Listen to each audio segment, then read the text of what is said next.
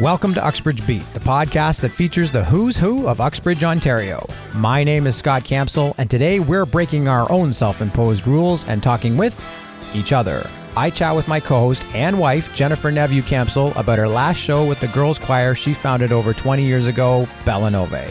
Their final performance is June 4th, 2023, and it didn't seem right to me to have a podcast highlighting our community's major influencers and then not give some time to a woman who has been responsible for encouraging so many young ladies to pursue their passion for singing.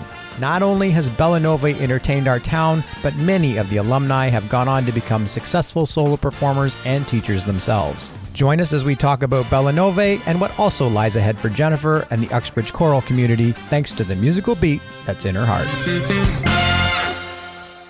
Okay, so when we originally started this podcast, you and I had decided that we weren't going to push us. There are a lot of podcasts out there, and we basically said we didn't want to do the host chat podcast. We wanted to interview other people, and we wanted to find out about people in the community and get to know them and try to introduce them to other people who may have just moved here, or even people that were locals that maybe weren't aware of other people. Like, we've done interviews with Andy Malcolm, and a lot of people came back and said they didn't even know there was a Foley studio in town, or they knew of the fact that Tin Restaurant or Rutledge Jewelers was in town, or Passionate Cook, but they hadn't actually interacted with the owners. So I think we've accomplished what we set out to do with this podcast, but at the same time, we can't, I don't think anyway, let it go that you have an event going on June 4th. This is Bella Nove's last concert, your girls' choir, and tickets are almost gone. You've got, 25 left? Yeah, I think 25 or 30 tickets remain at this point. That's about it. So this isn't about, to me anyway, promoting the concert. This is about talking about something that has made an impact in the community for about 20 years. So maybe we go back a little bit. Tell us what made you decide to do an all-girls choir. Sure. So there was another fabulous voice teacher in Newmarket who had started an ensemble based on her students that she had currently studying with her. And I heard them. I thought they were absolutely excellent. And knowing who I had in my studio at that time, I thought I could do that. And so it just started from there. I think the very first year we sang one song. I'm pretty sure it was Eyes the Bye. We sang it at the Sunderland Music Festival, and then it just grew from there. So Bella Nove translates to Beautiful Nine. I didn't come up with the name. A couple of girls in the original ensemble did. And Bella Nove was originally thought of to be a triple trio. What that means is that there are 3 first sopranos, 3 second sopranos, and 3 altos. So it's a small ensemble that each of the singers has to be extremely responsible for their own voice part. So it's not a big choir where anybody can just kind of hide. These were what we always called the rep team of singing. They had to be invited to join the ensemble, and they were all high school girls. And I think over the last 20 years, I've seen, I'm going to say, between 60 and 70 girls and young women come through the ranks. And so where you and I talked about this, going back again to the conversation of should we do an episode about Bella Nove, and you had said, well, we can't sell any tickets anymore. They're almost sold out. And so why would we do this? And so I said, well, you've got a legacy here. There's something that is worth talking about. So I'm going to ask you some questions and just see if you can sort of prove my point. So tell us about some of the members that have been in Bella Nove.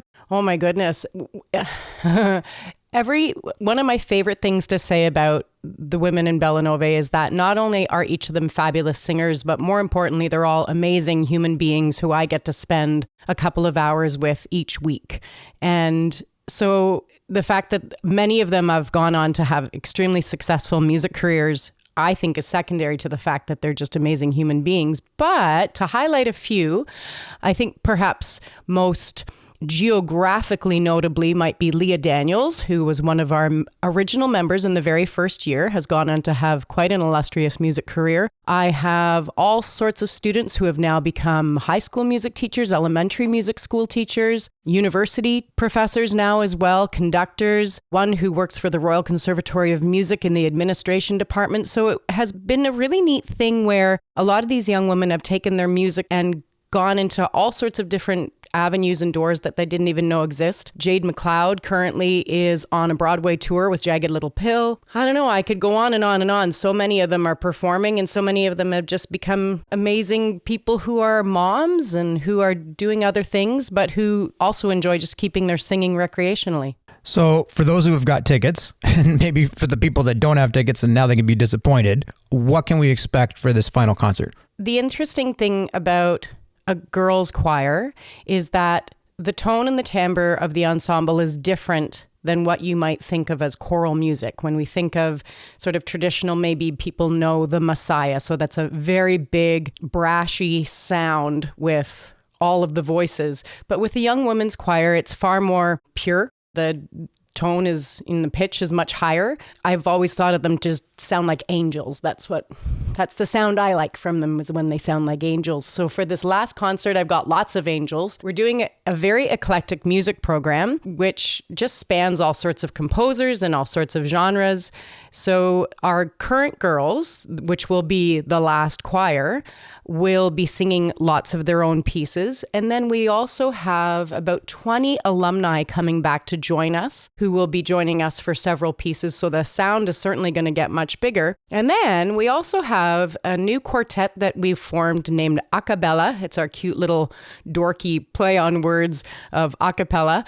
And a couple of the members in there are moms of former Bella Nove members, and also then our lovely Justine Edgell, who is also an alumni of Bella Nove. So there are four of us who sing, so we have a little quartet that's going to be featured as well. Carol Gibson, our amazing pianist, will be playing, and Ed Van Dyke, our amazing percussionist, will be joining us too. Carol Gibson. So how did you find Carol? Because she's like a staple. Like, you could go out there with the choir and everybody applauds the choir. But as soon as you mention Carol, the crowd goes nuts. So obviously a big gift to the choir. How'd you meet her? Carol is one of the most amazing musicians I have ever come across in all of my years. She has a very illustrious history as a performer and as a pianist, and just such an amazing woman. I came across her by accident through a mutual musician friend who said, "Have you heard of this lady?" And I had never heard about her, and I was at the point looking for a new pianist, a new accompanist for the Uxbridge Youth Choir. And so I approached Carol, and this was at a time, oh gosh, I'm going to say maybe almost 15 years ago now, where I wasn't playing piano for my own students. I didn't have enough confidence in my own abilities at that point. I do now, but I was hiring a pianist to play for all of my private students. And so I had given Carol a pile of music, probably 30 songs I asked her to play for a festival for me. She took it home, she brought it back the next day and promptly said no. She turned me down. So we didn't work together for about a year. And then she came across my radar again. I asked her again and she came out, and she has a different version of that story, but we're going to stick to mine being correct. Well, you're on the mic. Because she's not here right now. But Carol has, well, okay. As a musician, you can be a reader, meaning that you can get music put in front of you and, you know, you can immediately read it, or you can play by ear. And Carol can do all of it. And she can take a piece and stylize it to a level that nobody else can. She's just fantastic. I also have to add that she's 88 years old, and the technical facility with which she still has at this age is remarkable. She outplays so many other pianists I've ever worked with, and she's just such a gem. And Ed's an addition to the choir now. Yeah, Beautiful 9. That's what Bella Nove means. And so I guess now, what's 10? Well, we actually have 10 singers this year. It's been sort of like Bella Nove, you know, +2 or minus a few. It's always been a little bit random through the years. But Ed Van Dyke, we found... I'm not even sure how we found him. Probably under a rock or something like that. No, I'm just joking, Ed. I'm still going on with the beautiful 9 plus Ed. Ed, I like to call my synergistic musical best friend.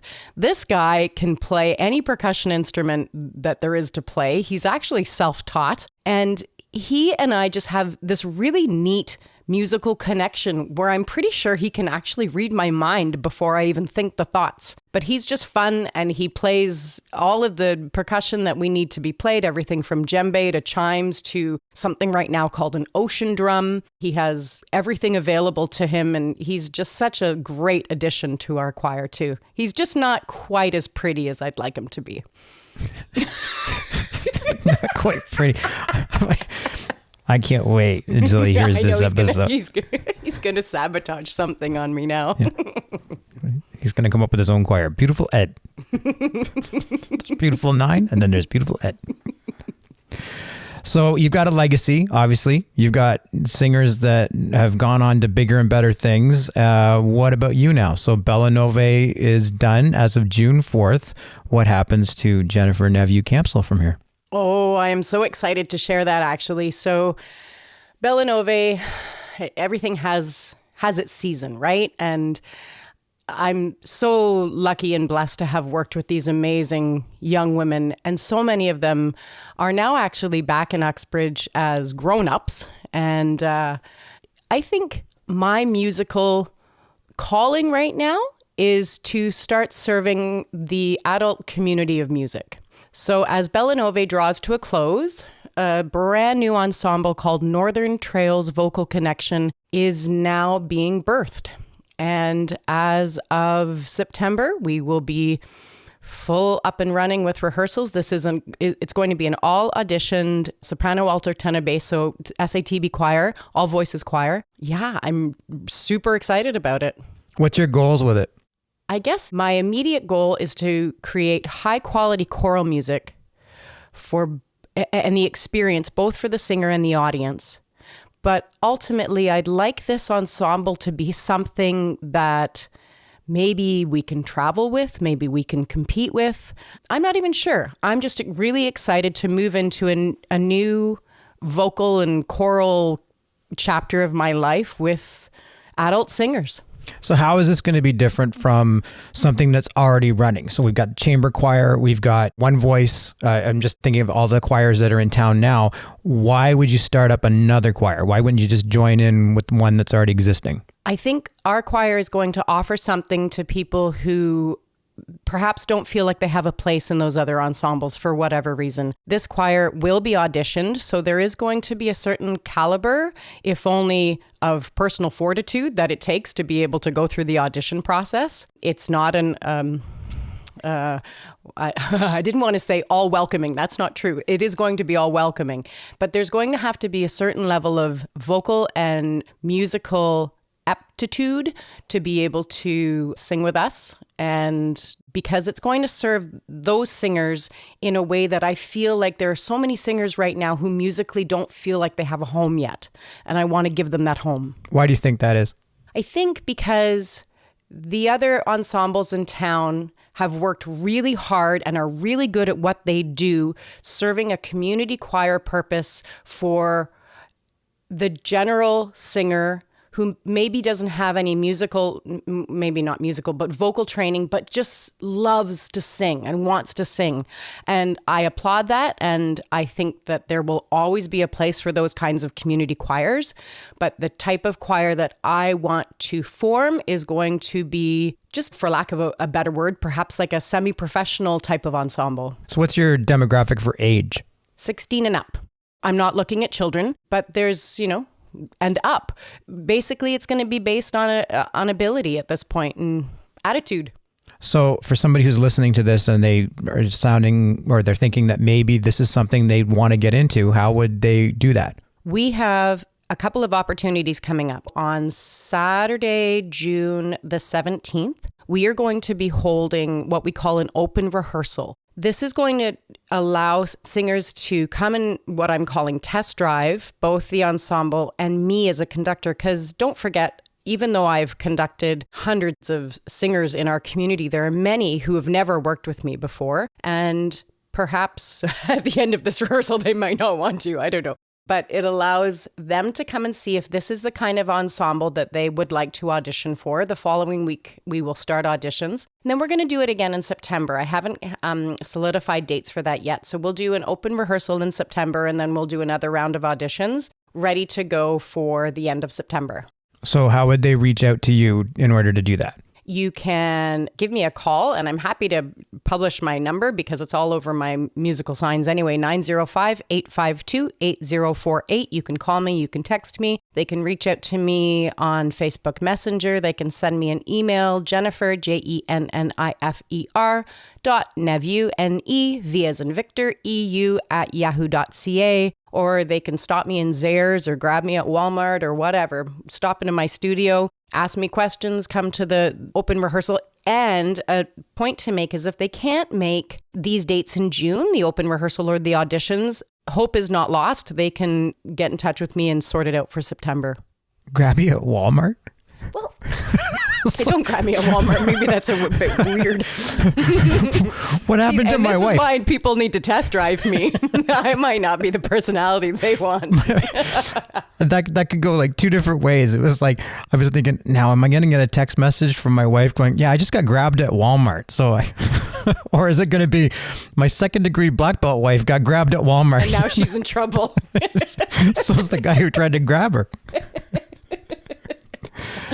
Well, like I said at the beginning, we had talked about not promoting us, but I think, like I said, this had to be done, and I think it had to be talked about. And so, as your husband, congratulations on the legacy that you've created, and I'm really looking forward to experiencing what's going to come in the future. Me too. And I'm so excited about this final Bella Nove concert. The young women have worked so incredibly hard. They're incredible young women, you know, and we talk about teenagers not having focus or not having discipline or, you know, just it's not the same as when I was growing up. These young women, they work so hard and they bring so much to the table. I'm just so proud of them. So if only to, you know, support the youth in our community, come out, hear them sing.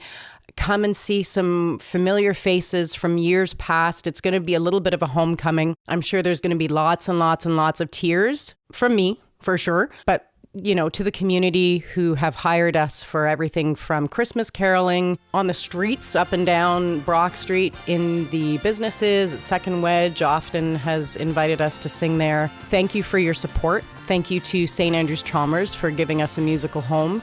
Previously, thank you to Trinity for giving us a home, and I hope to see everybody at the concert. Thank you for doing everything that you've done, and what can I say? We're looking forward to a great concert June 4th, and we're looking forward to Northern Trail's vocal connection in the fall. Absolutely. So Bella Nove, Sunday, June the 4th, 3 p.m., St. Andrews.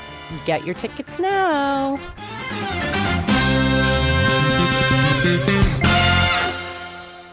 Please welcome Bella Nove.